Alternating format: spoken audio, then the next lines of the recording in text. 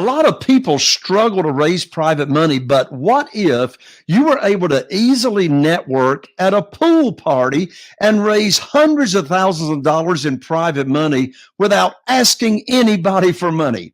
Well, that's exactly what my guest did, and he's raised millions in private money.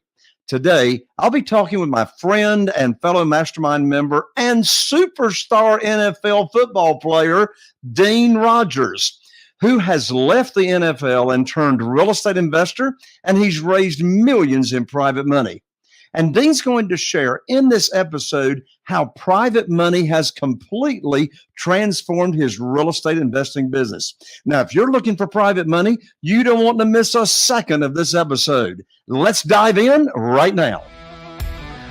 If you're a real estate investor and are wondering how to raise and leverage private money to make more profit on every deal, then you're in the right place.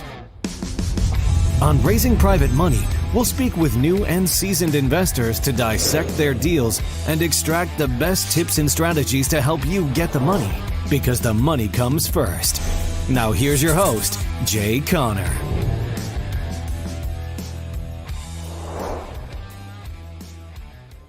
Well, can you believe my guest today started his career in the NFL, my lands, with the San Diego Chargers? Now, it wasn't long of him being in the NFL. He soon realized that if he kept playing in that National Football League, his health just might be at risk a little bit. So anyway, he walked away from the NFL, and he's been in the real estate investing industry all the way since the same year that I started, which was 2013. And anyway, he has just built a wildly successful business out there in California. Well, since he started, he's flipped, he's wholesaled hundreds and hundreds of houses, and he's got a rental portfolio of 8 figures a year. Well, he's passionate about real estate, and he's passionate about helping others how to learn and build wealth, build freedom. That's what it's all about. So in 2022, my friend and guest created what is called the Wholesaling Playbook. And that's put together to provide a resource for people like you that want to take their real estate investing business to the next level. And this playbook shows step by step how easy it is to use his proven systems and best practices that he's using right now to create an active 7-figure business right now in today's market. And with that, I'm so excited to have my friend, my fellow mastermind member, Dean Rogers. Welcome to the show, Dean. Jay, thanks for having me. Man, after that intro, I don't know how I'm going to live up to it. I'm glad you ate your Wheaties this morning as though you were still in the NFL. And so anyway, we're going to have a great time. So I know that you have you've been in business for a long time, and I know from our previous visits, you've raised a lot of private money in your career. I want to talk about private money, and I want to also talk with you about your wholesaling business, because you know that's pretty cool. You raise a lot of private money, but you're also a wholesaler. I'm gonna want to hear how you determine what's the difference between, or what's the criteria of staying in a deal or not staying in a deal and just sort of wholesaling it out. But let's go ahead and dive in right now with this first question, and that is, what was it that was going on in your real estate investing career that caused you to start raising private money? Well, I love that question. Private money is essential if you're wanting to grow your business and you're an active investor in the fix and flip and the rental game. For me, I realized when I first got started, wholesaling was the thing that was going to get me in the game and get me making money. And then after that, I found my business partner. He said, "Hey, you want to start doing flips together?" Now, at the time, I didn't have the resources to flip these properties. And he said, he'll go ahead and help me out there. But soon after, one of my marketing pieces that went out, a seller called me and said, "Hey, I don't want to sell my house, but I got $3 million in the bank. What kind of return could you give me?" And that's all it took for me to set up a meeting, get in person. And he even asked if he could bring one of his friends who had even more money, quote unquote. And I said, "Please bring that person. We'd love to meet both of you." And so that's where the private money, fix and flip, buying rental journey began. And my eyes suddenly opened because I came from not this world. I didn't understand really investing. I didn't understand how you could use other people's money. It was more so introduced to me as an idea, and the light bulb went off. Holy smokes. Instead of buying one property at a time with a partner who had some capital, some resources, I can buy almost unlimited properties. It's as many good deals as I can find, I can buy, because now I presumably have endless resources for the market that I'm in. So, Jay, that was all it took for me to understand private money was the game. And so from that private lender and his friend, we flipped hundreds of houses within a handful of years there, just from those two people alone. What's your definition of private money or a private lender, say in contrast to a bank? Yeah. So a bank, you're going through a long process of getting qualified, and they're very rigid on their terms. You kind of have to abide by their rules and their guidelines and their process, and you're kind of at the mercy of how fast they can move. You're at the mercy of the resources you probably need to bring to the table to put that deal together. Whereas with a private lender, you can pretty much write your own terms and make up whatever you want. Now, granted, you can't, for instance, pay them 1,000% interest, because there's some rules around how much interest can be paid and earned on a certain transaction. But with these private lenders, you can borrow the full amount of the purchase price plus extra. I mean, instead of being limited with a bank of, hey, you need to come in with 20% down or 10% down, and this is our process. You can, just like I did, I told you as we were talking last week, we just closed on a deal. We closed in 24 hours. The prelim was clear, title was clear. All we needed was to get the seller to sign, which they did the very next morning. We closed in 24 hours with a private lender who I called the day we opened escrow and said I needed to borrow $30,000 in excess of the purchase price. He was more than happy to do it because we had the deal at a discount, and he wired money the day we closed escrow, and we got it done. And that's a great investment return for them. They have their money secured against a physical, tangible asset, which is real estate, secured just like the banks would, getting, in this case, a 10% annualized interest return. And that's way better than less than 1% sitting in the bank. There's a lot of people out there with money sitting in the bank that is getting them nothing, just collecting dust and getting destroyed by inflation.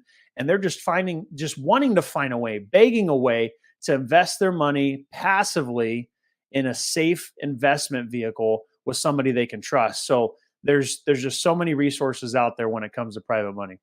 So when you're talking private money, are you talking are you talking hard money, or is there a difference? There's a difference, right? So with hard money, it's an institution, an actual company that got, certified or whatever the process to be able to borrow other people's money and essentially pool it, keep it within their own fund, and then lend it out, usually at a higher interest rate. And then they charge administrative fees and points and such. So a hard money lender is someone you can pretty much count on to have money available because they've borrowed private money from other people. Now, the thing is, with hard money, they still have more of a process. It is a little bit more rigid, but granted, hard money is great. I've still used hard money because they are in existence with the sole purpose of providing investment capital for people like you and me who are looking to buy investment properties. So hard money lenders are great. However, they're not quite as flexible as a private lender is. Like I said, we closed escrow in 24 hours. All that this gentleman had to do was hand sign, and we scanned and sent to escrow his approval of the terms. And then he showed up to the bank and wired his money. That was all that took place on his behalf. And for us, all I did was sign the closing documents and get those to escrow. So there's where the ultimate flexibility comes in with private money, because you're establishing how much money is being borrowed, at what interest rate. It could be 1%. I mean, shoot, it could be even 0%. If they just felt so generous to just let you borrow money for free. But typically, you might find a private lender lending anywhere from 6 to 10%. I mean, it can be as broad as that, but nonetheless, it's more flexible than hard money. And typically, it's from just people in your sphere of influence or someone you've met at an event. And it's an individual, it's person to person, whereas the hard money lender is an institution, it's a company that you would be interacting with. So you just mentioned one reason you like private money over hard money is that you can close quickly. You closed and you closed in 24 hours with that private lender. You also mentioned a moment ago that the interest rate, you set it, and where you set the interest rate, your private lender's not setting it. What are some other reasons that you like private money over hard money? Again, it's just that relationship that you build. Hard money lenders, great. Again, you can establish a relationship, but those people might turn over. They might turn over and they've got someone else, kind of be in the sales role. With private money, just this past weekend, Jay, is a perfect example. I'm at a pool party with my kids, just chit-chatting with some of the folks there. The guy just said he's selling his house. He's going to have about $1 million liquid. He doesn't know what to do with. And there I am talking about real estate. He's like, well, you're in real estate, aren't you? I sure am. Well, yeah. What kind of deals are you doing, Dean? Well, I'm buying this flip over here and I'm buying this rental in escrow right here. And we borrowed this amount of money from this person. And I just subtly mentioned the fact that we borrowed money, and instantly his ears perked up and said, well, I'd love to do, an investment like that because I can be hands off and I don't know what I'm going to do with this money. So, keep me posted, take my number. So for me, it's the relationship that you build, and ultimately it's the flexibility, because now you can start to structure these deals that are more advantageous for your business and help you with your cash flow. Because if you're bringing your resources to the table to buy these deals, then you're still in the same position where you only have so many deals you can do because you're limited to the resources you currently have. Not to mention the overhead that you're going to have and marketing expenses. So for me, it's that ultimate freedom and flexibility to be able to grow your business. Now, in addition to meeting someone and chit-chatting with someone at the swimming pool over the weekend, where else do you find private lenders other than at the swimming pool? Yeah. So the easy place to do it is at a real estate investing meetup, right? For me, that's always been good because everyone's there intentionally to learn and build relationships. And so if you're now, just like I did at the pool party, explaining what I'm doing and sharing the fact that I'm buying property using other people's money and giving them a 8 to 10% annualized interest return, if they're actively interested in that line of business and they get a good feeling from you and you've demonstrated that you have experience, they're going to want to work with you, right? And so the real estate meetups have been great. And nowadays, Facebook. I mean, think about all the Facebook friends you got that are watching what you're doing. So if you're posting about how you're actively marketing, you're actively buying deals, people are going to take notice and they're going to see what you're doing. And then all of a sudden, you might say, hey, I just bought a deal, looking to establish a relationship with some new private lenders. If we're friends, reach out to me and we can chat about it. And you better believe if people are paying attention and noticing what you're doing, they're gonna want to be a part of your journey too, right? And so that's naturally a good place to do it. And then the ultimate creme de la creme, which you've spotlighted to me, it's something funny enough, Jay. I haven't really had to focus or put my effort there yet, because we've scaled down our flips to be doing more wholesales and buying more rentals, and not doing as many flips at a time. One of the great places to go is the well, you might know how to say it better than I do, but the events where they have the retirement accounts, right? Oh, yes, self-directed IRA events. Self-directed IRA events. And I've worked with several, Jay, myself, private lenders who just so happen to have self-directed IRA accounts. And what do you think they want to do with that money? They're putting it in an account to get a return. And I've even had some of those folks basically get out of the investment that they were in and even pay a penalty because they were only getting 2% whatever in a CD or whatever it was they had. And they said, get my money out of here. I want the 8%, and they're just eager to put that money to work and work with people they like and trust. So that is ultimately one of the gold mines that you can go to, because that's specifically what they're wanting to do, is invest that money that's sitting there. Dean, let's say you are at a social event. Let's say you're at church. Let's say you're in some kind of setting with other people that, you got a relationship with. Maybe you're meeting some new people or whatever. How do you start the conversation with someone else that would possibly lead to attracting them to being a private lender, to where you're not sounding like you're trying to sell somebody on something? Yeah.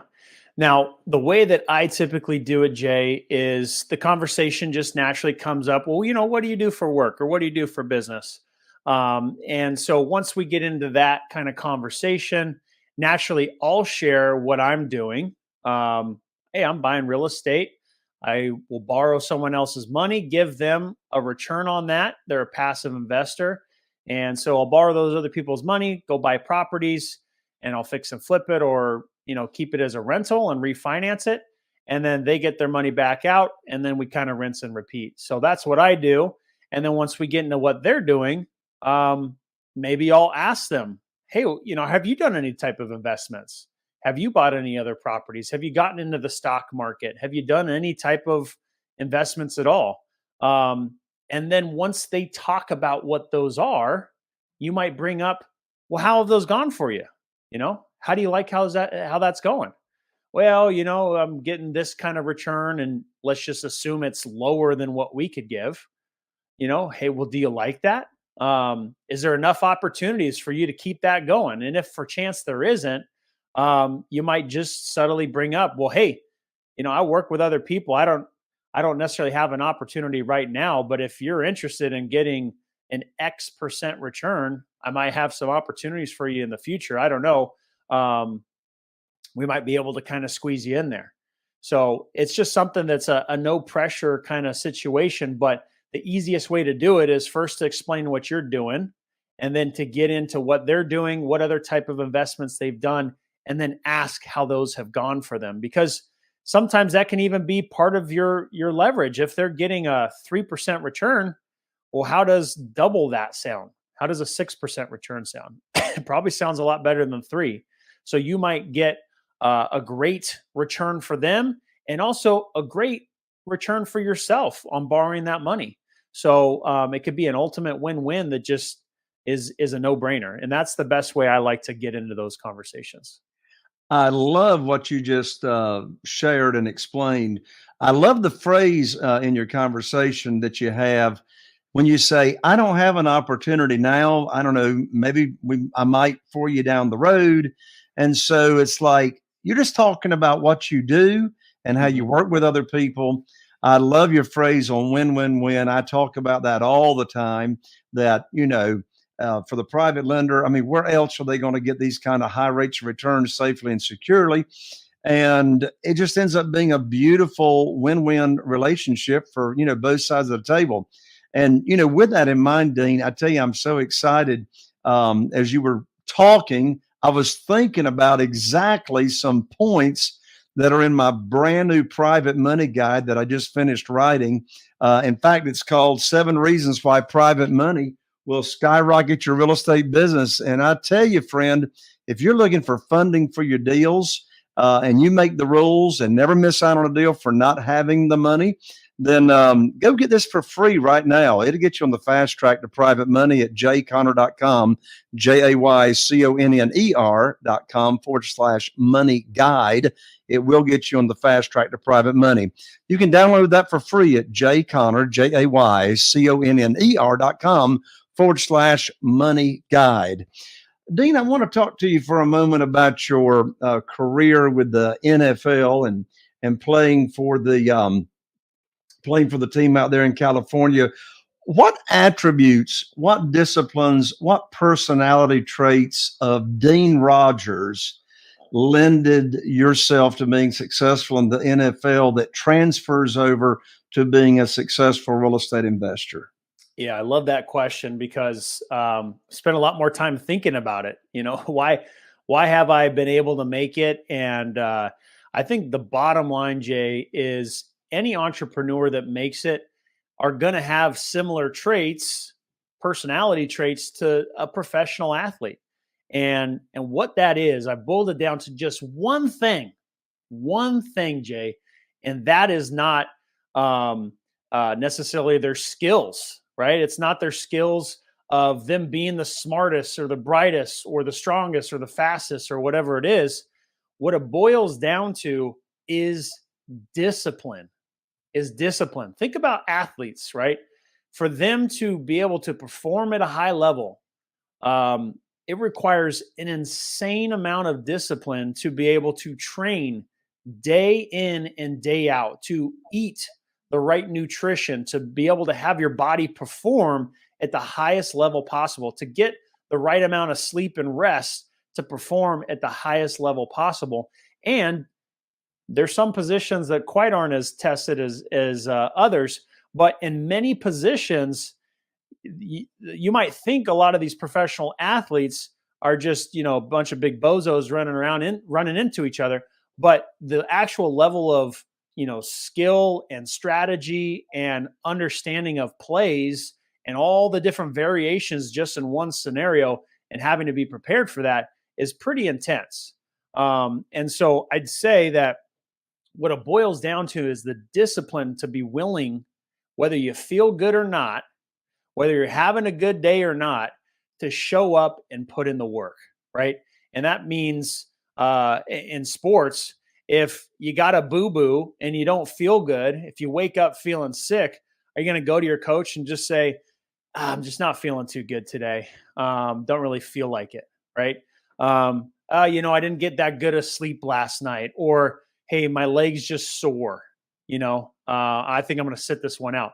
It doesn't fly. That doesn't work. And so the entrepreneurs who are performing at the highest level, and for me, what's translated over is just regardless of how I feel, if I'm having a good day or not, I'm still putting in the work day in and day out. And for most people that are, again, at the professional level, when it comes to sports, they're not the ones that are the first to leave practice. They're not the ones that are skipping out on the extra work. The people who get ahead are the ones that are in the putting in the extra time to review film, right? Watching game film and studying and making sure that they're prepared mentally. They're in there working out extra time to get their muscles prepared and their body prepared. They're eating the right food. They're putting in that extra time. And so for me, Jay, going from the NFL and being at that level, I didn't get there because I was the biggest, I was the strongest, I was the fastest. It's because I consistently showed up and was a football player that put in the work and effort, and then translated to game day and getting results and getting that opportunity to make it. So for me, I think that's the biggest thing that's translated here is it's not easy to be an entrepreneur, right? It takes someone who's willing to put in the extra time, because how many people say they don't have enough time in the day, but they're cutting out from their job at 5 o'clock and they're getting home, they're going out to dinner, they're spending time with their friends, they're watching Netflix and hanging out in bed. And there's been 4 or 5 hours of the day that they could have used to get ahead in that dream that they've had, right? They want it, but they weren't willing to put in the action and the effort to get the results. So I think that's what sets people apart is discipline. If someone is a real estate investor or is wanting to start in real estate investing and they just feel like they lack the discipline that it may take do you think a coach might help them? 100%. I mean, for someone who has some accountability and guidance is ultimately what most people need. Most people aren't as self-motivated and driven to just do it regardless. So kind of need to rely on someone else to give them that kick in the butt.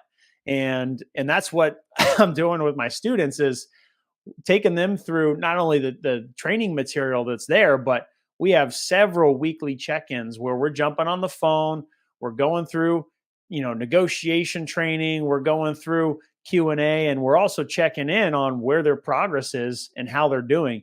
And I've found that level of accountability is what most people need because people want it and they might even have the answers in front of them of how to do it.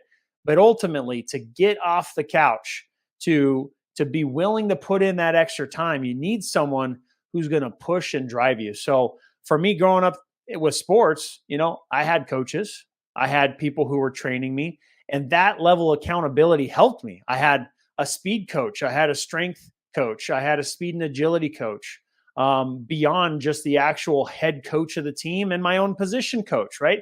I had multiple coaches helping me throughout my journey to help make sure I had the right information of what I should be doing and how I should be training, but also to make sure to hold me accountable to show up and put in that work.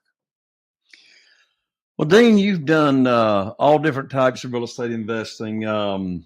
You've got, buy and hold, rental portfolio. You've got flipping houses. You've got wholesaling. You've just recently put together the Wholesaling Playbook that shows a real estate investor, step-by-step proven systems and all that. So when it comes to, you got a deal, all right, let's say you got a house, right? Because we wholesale houses. Typically we don't wholesale commercial projects. So typically we wholesale houses. First of all, what's your definition of wholesaling a house? What does that mean to wholesale a property? Yeah. Simply put, Jay, to wholesale a house is the transaction in which you have an investment property, you close that transaction, you make money without ever owning the property for one day. And the way that logistically works is you get a contract to purchase that property, most of the time directly from the seller. And for what it's worth, you can even do this with on-market properties if you do it correctly. But my favorite way to do it is directly with the homeowner. I have a contract to purchase it. And then as part of my investment strategy, I decide that for me, the best opportunity that's presented itself is to actually sell this property, to assign the rights to buy this property to someone else. And by doing so, just the paper, the one piece of paper that's signed saying, I'm going to assign this to someone else, they now have the rights to purchase that property for the same purchase price that I have it in all the terms. However, there's also an assignment fee associated. So they're agreeing to pay me X amount of dollars to take over this property and to buy it at that purchase price. So it's all the same to the seller, the same agreed upon price. And now the buyer, the end buyer, has agreed that they're going to buy it for the purchase price plus my associated fee. Of course, they've run all their numbers and determined that all things considered, it's a good deal for them. And they bring their money to closing and sign all the closing documents just as the seller does. And that end buyer now takes title and owns that property. As the transaction closes, I get sent from title and escrow that assignment fee. I don't own it for a day. It's a transactional deal for me. And I make that money and I move on to the next deal. So your end buyer that you're collecting the assignment fee from after you have a property under contract is your end buyer in most cases another real estate investor that's actually going to pay cash for the property, and then they're going to take it and they're going to do whatever with it, renovate it, put it on the market and sell it?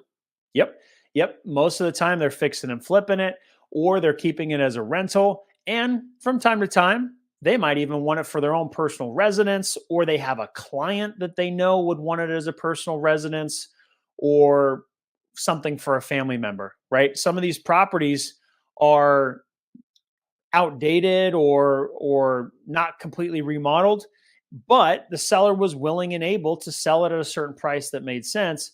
And so some of these properties are move-in ready, financeable, and it works out that way. But most of the time, these houses are not only outdated, they're in some sort of distress and needing much repair. And that's where the opportunity for us comes in to buy that deal. What's your average assignment fee that you're collecting these days on a wholesale deal? Yeah, the average is And I know, about and I know it's going to vary, right? it's going to vary. Yeah, the average is about $20,000. That means some of them are 30, 40, 50, 60, 70, 80, $100,000, right? They've been as high as that. And then some of them, just the way the numbers work out, you might make $5,000, you might make a couple $1,000. But generally speaking, based on us knowing what our goals are as a company, what makes sense for us to do a deal, we're negotiating based on us making at least around 20,000. And if it makes sense, if the property needs extensive work, we'll negotiate a little bit more to get a bigger spread in there. So you're a wholesaler. You're also a flipper yourself. You're looking at a deal. You're looking at the numbers. How do you decide, am I going to wholesale this deal and collect an assignment fee, or am I going to stay in this deal and I'm going to, renovate it myself and make a larger profit? What's the deciding factors? Yeah, I love this question. And ultimately, to help you determine for yourself how to make this decision is what's going on? What's going on with your business? What are your goals? What are you willing and able to do? And for us, as I've matured over, my investing career, we used to do just only flips. I mean, we were doing 20 flips at a time. And for me, that was a lot of operational effort and energy that the way that I have the business set up between me and my business partner and our team members, it just didn't make sense for us to do too many projects at a time. So where we're at now today in our business is we'll first focus on evaluating what makes sense here, right?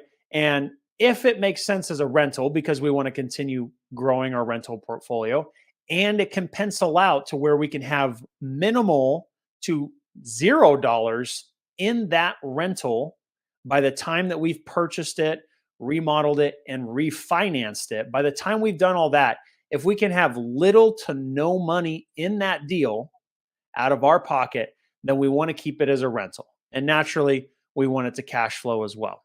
Okay. If we can accomplish that, that's the very first decision we make. Can this work as a rental with that in mind? Now, granted, there's many other opportunities where we could buy a rental, good property, well set up for a rental that would cash flow, that would involve some more of our money down, needing to be stuck in that deal, 10, 20% down, whatever it is. But our focus is to keep as little amount of money in that deal as possible. So first, we look at it from a rental. Next, we look at, is this an easy in and out flip where it's going to be low stress, low amount of effort for us to do it?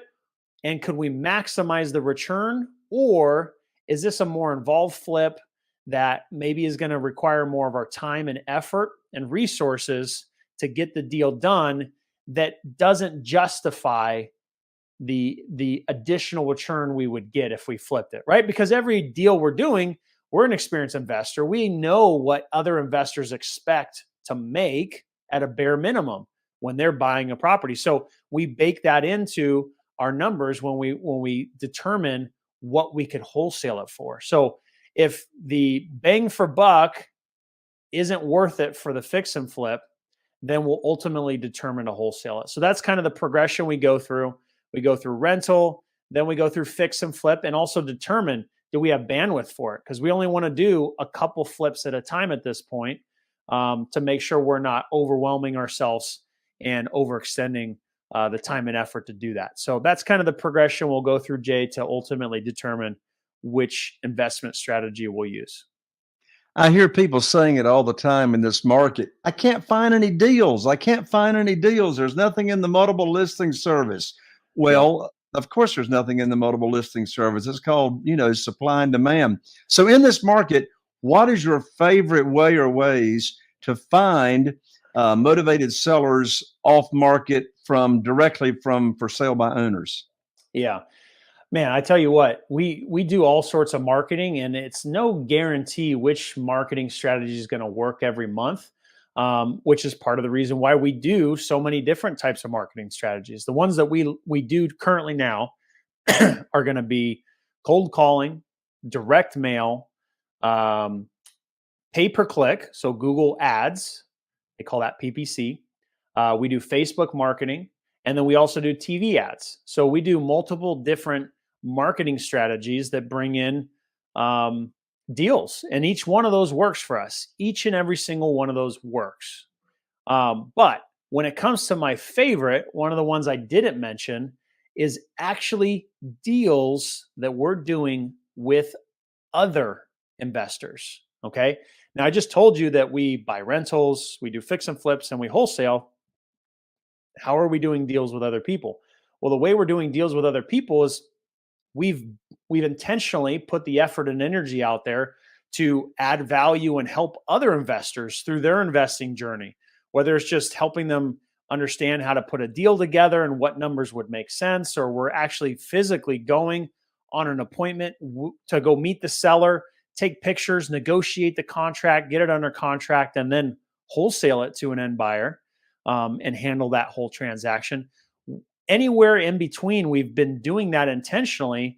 And as a result, it's the abundance mindset, the law of attraction has brought deals to us from other investors wanting us to help them on their deals. And what that's done for us, Jay, is added just last year alone 7 figures to our business from, I'll call it free deals, other people bringing us deals, right?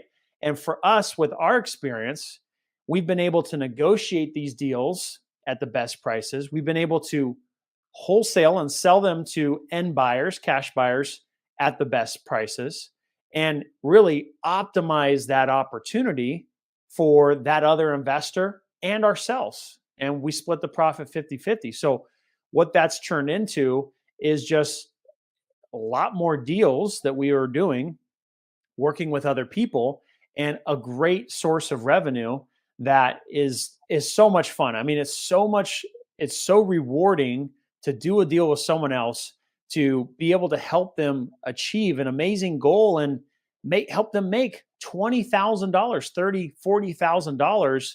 That's their cut, their half of the cut that they otherwise maybe wouldn't have been able to put the deal together just from lack of experience or lack of resources. And so it's just a super win-win for everybody, and one of the most exciting areas for our business that we've seen a lot of growth. That's awesome, Dean. You have shared such valuable information here on the show. How can a real estate investor connect with you? Yeah, I would just love if people connect with me, because I love talking about real estate and just super passionate about it. So you guys can reach out to me. If you go to deanrogers.com and click on contact at the top, you'll see all my social media stuff. Just to highlight a few, you could go to Instagram, Dean Rogers Real Estate, or you go to youtube.com/Dean Rogers.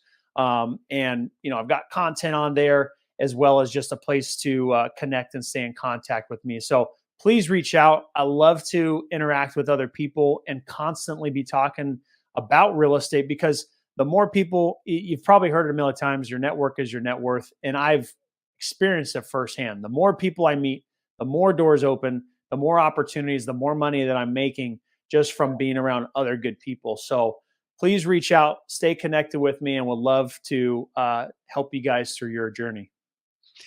Go to deanrogers.com. That's www.dean, D-E-A-N, Rogers, R-O-G-E-R-S, deanrogers.com.